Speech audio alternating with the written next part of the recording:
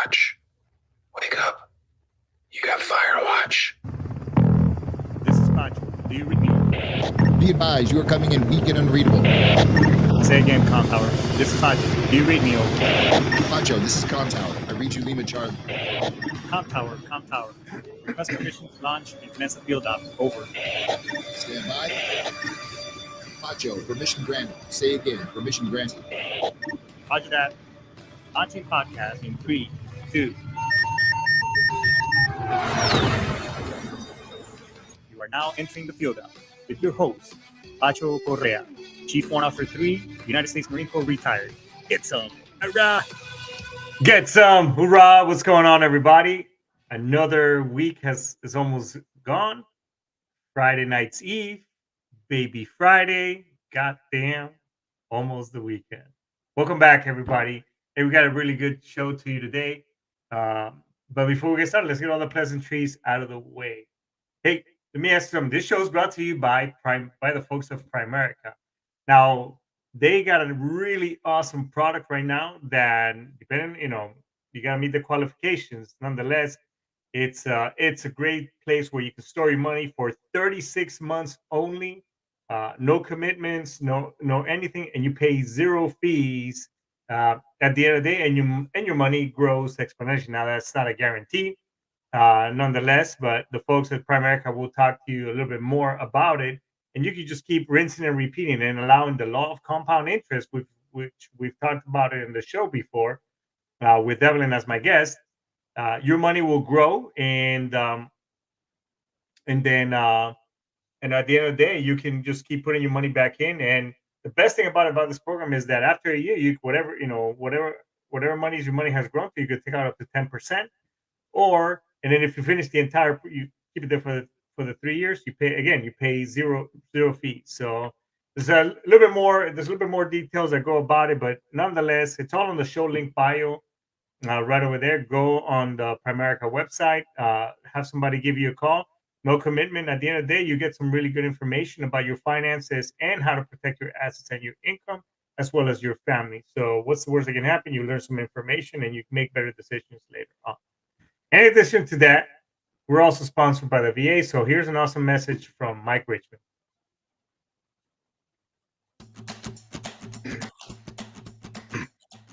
This message is from the U.S. Department of Veterans Affairs. Did you serve in the military? If so, you can obtain a free lifetime pass to more than 2,000 federal recreation sites. These sites are located across more than 400 million acres of public lands, including national parks, wildlife refuges, and forests. The lands host activities to fit any lifestyle: hiking, biking, fishing, camping, and much more. Gold Star families are also eligible for these free lifetime passes. Plus, they cover entrance fees for a driver and all passengers in a car, or up to 3 additional adults at sites that charge per person. Obtaining one is easy. Just go to the National Park Service website, nps.gov, or the National Park Service app. Hey, it's a great product. As a matter of fact, if you take advantage of the free national parks, and depending on the state and where you're at, you also get free fishing, free fishing licenses, free hunting, all kinds of other perks and benefits that, as a veteran, you rightly deserve. And plus the fact that it may also help you on your homeowner taxes.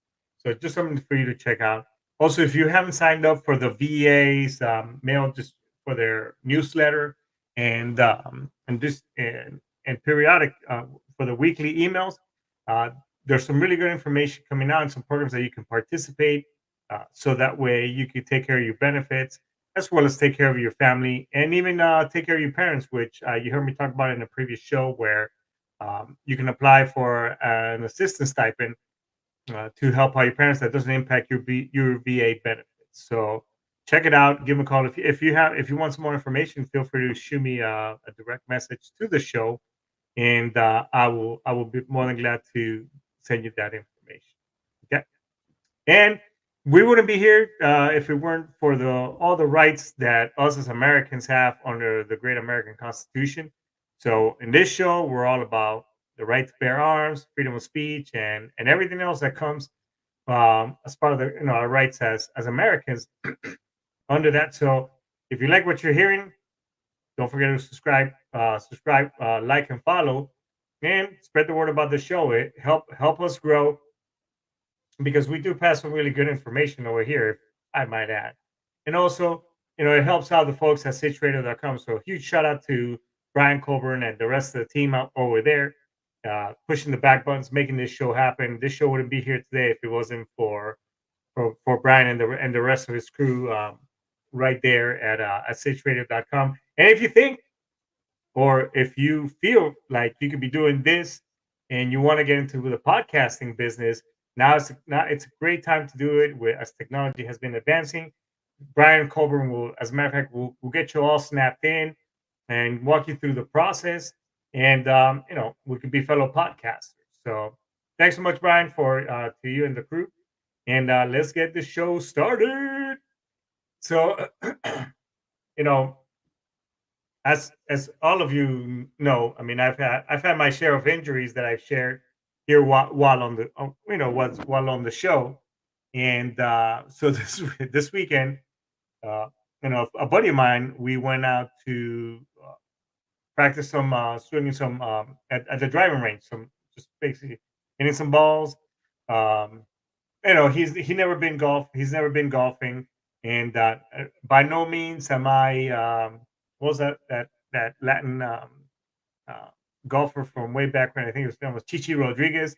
By no means I'm that or the Latin version of Tiger Woods whatsoever. But I have walked a golf course or two in my lifetime, and I know some of the fundamentals that come with it. Uh, Anyway, so my buddy said, "Hey, I've never been to a golf course," and I thought about it. Like, well, shoot, I want to hang out with my bud, and but what can we do? So, just lo and behold, that not that far from here, by the VA clinic, there happens to be not only a golf course but also a driving range. So I picked him up, and we went over there, and you know, we got a bucket of 100 balls, and giving him my best Happy Gilmore instructions, so to speak. We, you know, we started at it, and man, I was really surprised at um, how much better, even though it's been, I mean, shoot, I would say is 10 plus years since the last time I went to a driving range or played golf or anything golf related. Uh, you know, and believe me, I was not the best. I'm a good trash talker, and on my drinking days, I mean, when you got to hole number 9, I mean, and the beer lady used to come around with a cart at right there at the Carlsbad golf course or right there in Oceanside. I mean, I was all about it. So, but you know, anyways, I've never been a good, and nor will I ever claim.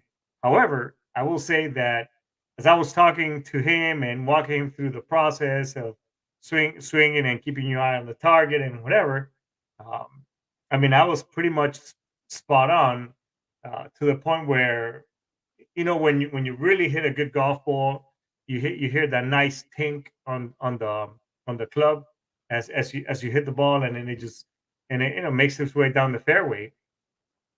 And so I was pretty shocked at myself to the point where because my the trophy and I are very competitive with one another, and when we do anything. So she was like, "But how did you do?" I was like, "No, I think I did great." She goes, "Okay, good." Um, Nonetheless, the next day, my shoulder started giving me, it's been hurting. So it just got me thinking about, the times in the Corps where, or while in the service, that, the whole, it's preached to us, hey, run it out, or, don't be a sick bay commando. Don't be, sick, lame, and lazy was another one. Um, you just didn't want to, you didn't want that stipend, not that stipend, that stigma added onto you. Hey, did you know that Korea Hernandez is blah blah blah, or the dude?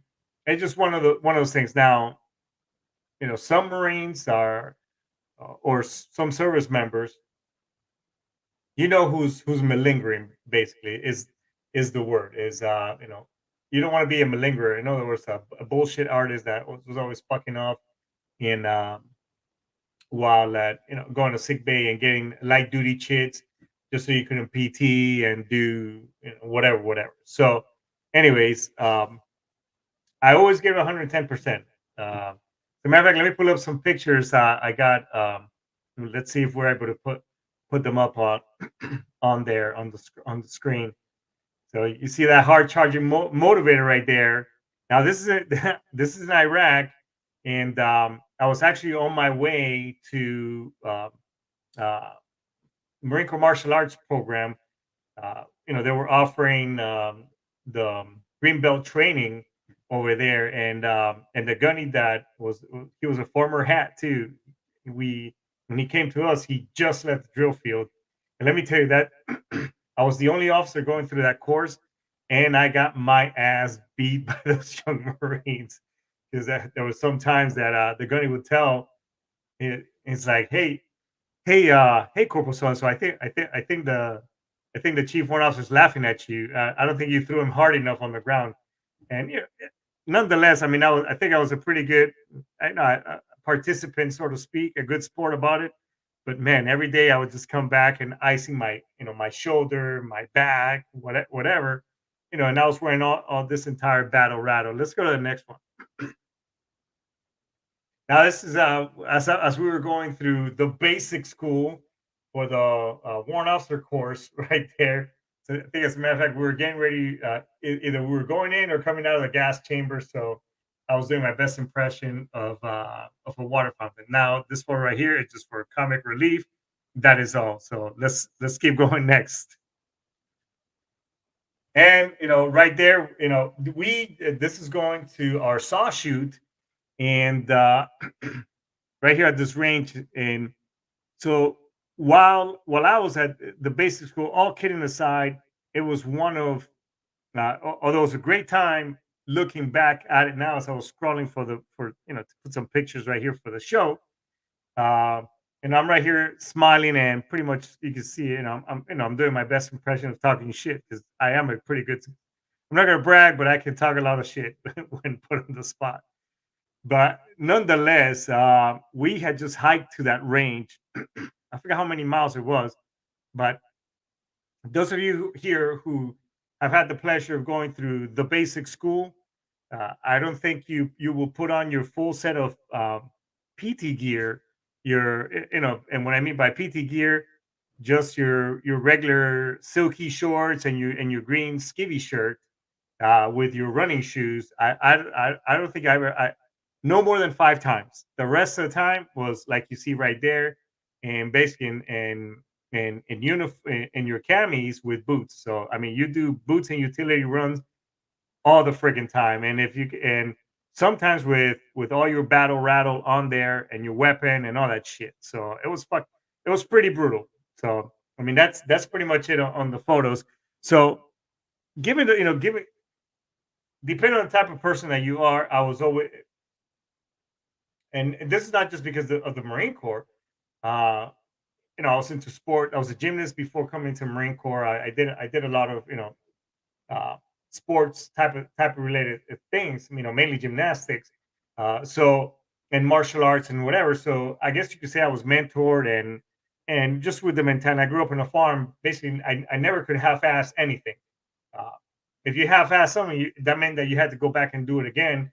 Whether you were taking care of cattle or you were shoeing, ferrying horses, or if you were doing something on an apparatus on gymnastics, uh, obviously you couldn't,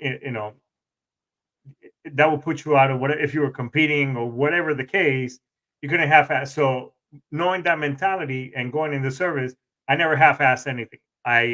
If I was doing a physical fitness test, PFT, as we called in the Marine Corps, even when we had those mock PFTs, I always did 100%. In other words, I went out there and I did the run like I was testing for score.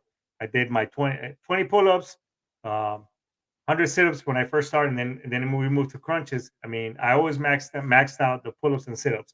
I had that in the bag.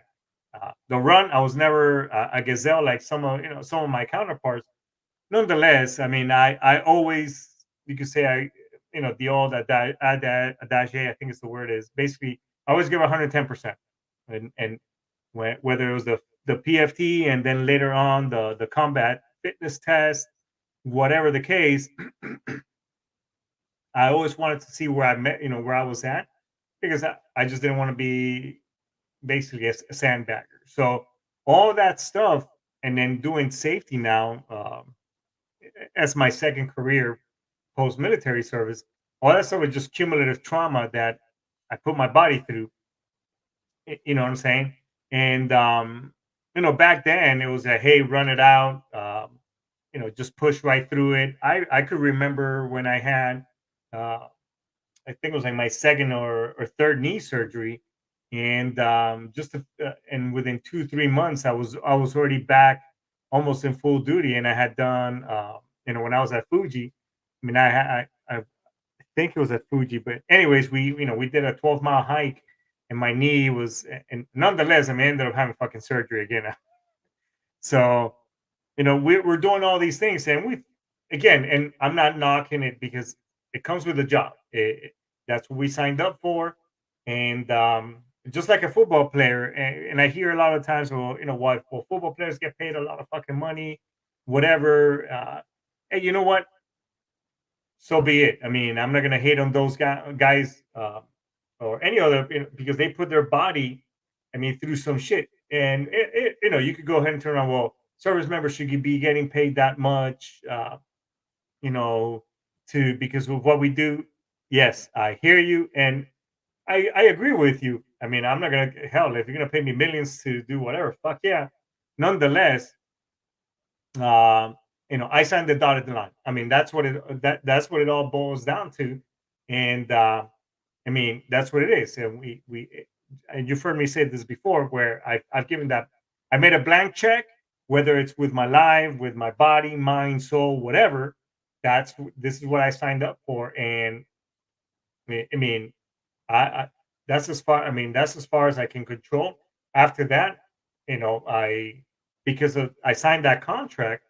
It is what it is. So, all that cumulative trauma over the years is gonna catch up with you. So, uh, back then it was much easier to run it out, and I was young. I was younger. Nah, I'm still leaner. So I was much younger, and obviously we can heal quicker because our body is a great piece of gear. Uh, and just like any equipment, it can only take so much, if that makes sense. So, what I could say back then, hey, I can run it out and be back running and hitting it hard. A day or two later, you'd be sore for a few days, whatever. Even when I had, all my multiple knee injuries and surgeries, I was back at it. Boom, and nonetheless, so uh, it isn't until you, and maybe this is some of us, most of us. I know in my case, maybe I've gotten a little bit better about, uh, listening to my body. As a matter of fact, on my motivation wall, which you some of you folks have seen on the show before, is one of the last bullets is take care of your body. Uh, you only have one. Listen to your body and nurture and treat it and rest it when needed. Something along those lines. So I've learned that. So this weekend, as a matter of fact, then that night, my my shoulder, where I've had surgery before, was giving me that, hey, hey, I'm here. I'm just reminding you that I'm here. So uh, let's make sure we don't overdo it this week, and that we're taking care of we're taking care of you, and don't overdo it. So one of the things that I do now, as part of, just because as we age and get older, yeah, you have guys like Arnold Schwarzenegger in his 70s, and even Sylvester Stallone, who I follow and I admire. I mean, those guys are still at it. They're just still hitting it hard. And then there's someone like me, where I'm all about maintenance. the days of me, putting, 10, 15, 20 pounds of solid muscle and lifting heavy. Those days for me are gone because I just don't want any more surgeries to repair the cumulative trauma damage that, because of the nature of what we did. Uh, I just don't want to go back, to a hospital and get cut on. So all I do is maintenance exercise. I'll do my push-ups. I can still do 20. I do my pull-ups at work. We're lucky to have a gym. So nonetheless, uh, so this week I just really throttled back. I'm like, hey, you know what? If I can do 10, 20, 30 push-ups, that's good enough. And I stayed away from the pull-up bar. I'm not lifting. I wasn't doing any chest lifting, any weights or any of the sort. So I've learned to, again, I've had to condition myself and relearn to, hey, you don't have to be, uh, as long as you're doing something and you're maintaining and obviously, also watching the spoon, so to speak. um, not eating too much junk food and that type of shit, then obviously that greatly helps because, as I've mentioned in the past, yes, while exercise is great for the heart, it's great for serotonin and for maintenance and whatever. If you want to manage your weight, you need to manage your spoon, what you put on that thing, and what's going inside your body. I mean, basically, it's your food and your intake. That's how you manage your weight. So, this week really had to throttle back, uh, from as far as doing my condition exercise. I do a lot of body weight related exercise. I don't do heavy weights anymore. I do light reps and so on. Nonetheless, anything that affects your shoulder, I had to go back because it was really sore. I mean, it's still somewhat tingly, um, and I just got to make sure that I watch it and then next week slowly transition back into it because I don't want to take steps back to a point where I'm not doing anything and then now I got to rebuild and probably do some physical therapy. So we have to learn to listen to our body because at the end of the day we're all going to age, and as we age, excuse me, your body doesn't, I think it's at the age of 28 or something like that where your body stops producing collagen. So obviously, it's when we lose, our skin starts, as obviously our skin starts to sag because the collagen, and it's, although we can repair it, it takes your body a little bit longer. And if you keep damaging, exercise and not give it time to rest, uh, that's just that again we're getting back to the whole cumulative trauma to those areas where they don't have enough time to repair and for the cells to regrow. So I highly recommend that, if you have previous injuries, that you learn to listen to your body and just throttle it back a little bit, even if it's just a tiny bit. That's going to do a lot. And obviously, the other factors were checking your sleep, uh, ice in it, ice and heat, all those things. Because I'm not big on pain meds. Um, Maybe you know, I don't even know how some people like Percocets and all that, all the other things, because to me they do a number on my stomach, and I just can't do it. Nonetheless, and all that stuff over time too is going to affect your liver. It's going to affect you. It will also affect your kidneys. All those organs that filter your blood. I mean, all that stuff is basically going through it, and it's going to take its toll on your body. So it's kind of like a double-edged sword. And the last thing that you want to do is, which unfortunately I'm pretty sure has led to some of the damages that I've had in my joints, is you know get in the habit of getting injections. Like cortisone and all those things, because even though cortisone, a lot of doctors have over the years have shied away from it,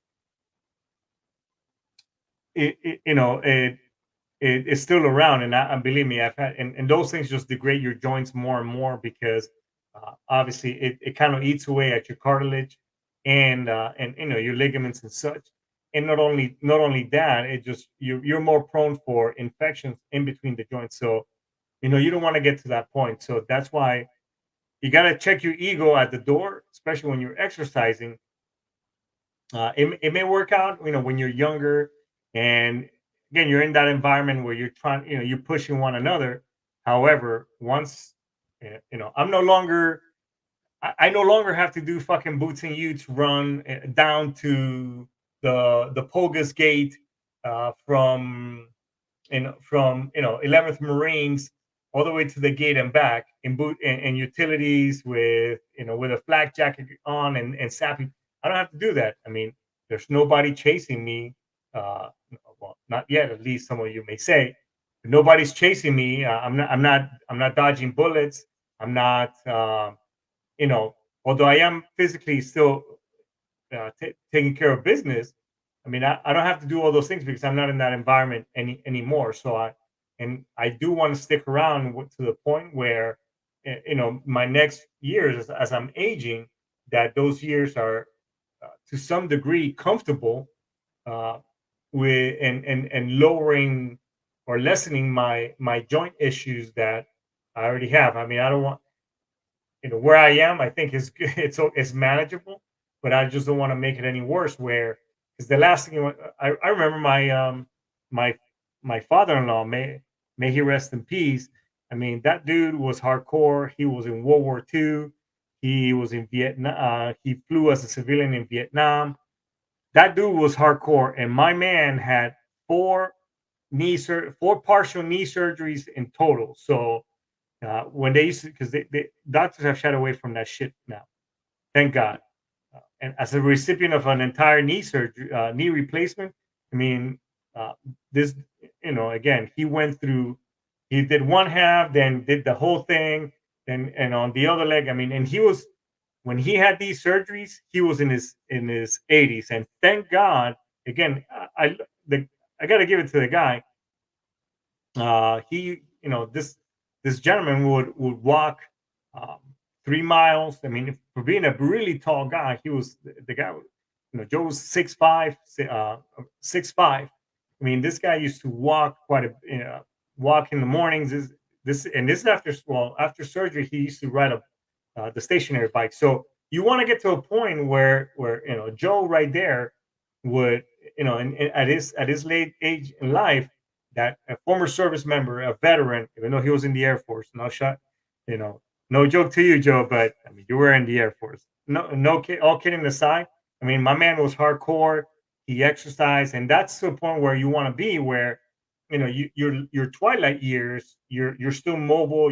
Even though again he had multiple knee joint replacements. I mean, the dude. I mean, no, he had no use of canes, no walkers, didn't have any fall issues, none of the sort. And that's what I want to strive to be.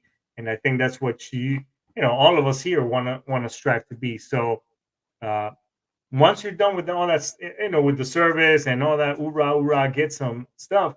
Uh, you're going to be dealing with if you're not already dealing with it. So you again listen to your body, do exercises that, and then work with a physical. If you're dealing through some issues and stuff, work with a physical therapist that will help you get there and get to a point where again you can functionally move and do things. So last thing before I go is I highly recommend I highly recommend yoga. Again, I was that guy that I used to make fun of people who thought they were hippies and all that. Now I'm that guy. And if it had it not been for yoga and all these years, um, that I've been now being a practitioner, as a practitioner of the art of yoga, uh, I am now where I'm at right now, knee surgery wise, with my knee joint. I mean, I can pretty much squat all the way down. I'm back to where I last weekend I tried. Yeah, last weekend I tried running too. It was more of a walk, slow jog type of thing. But and it's only been I mean, going on 4 months of that I just had my surgery. As a matter of fact, in 2 days will be 4 months. So again, that's what you want to build up to and do those things. So you can have a good quality of life and you age graciously, and your twilight years will be that more enjoyable without having major joint surgery of the such. So uh, just curious to see how is that you manage your injuries, and what is that you do to now that you've been out of the service, for my fellow veterans and retirees, what is that you do to manage and maintain somewhat of a physical lifestyle? So just put that on the show comments, and perhaps we could give some ideas and exchange ideas between you and me, and to other folks who read the blogs, so that way we get back into a much better health status. So, but I think that's it for today, everybody. I'm going to go ahead and end this right over here. But before I go, if you've been struggling with anything, ruminating thoughts, anything negative, or just going down that dark path, or that the dark hole that you can't come back from, give me a shout out at the show, or call a friend, call the military once, or strike care, suicide hotline. Just call somebody, because while there may be a lot of good challenges on social media to raise awareness about suicide, the fact is, it's not, none of those challenges are going to bring that life back. And we just want you to stick around, because, as cliche as it sounds, that shitty time will pass. You just got to get through it. So lean on me, lean on somebody. And if you haven't heard from a friend, do a buddy check this weekend, and then pass the chain, and we'll talk about it next week. So that's it for today, everybody. We're going to end next. Hoorah! Get some ice to mas, daisuki. Bye bye, and I'll see you next week. Yut!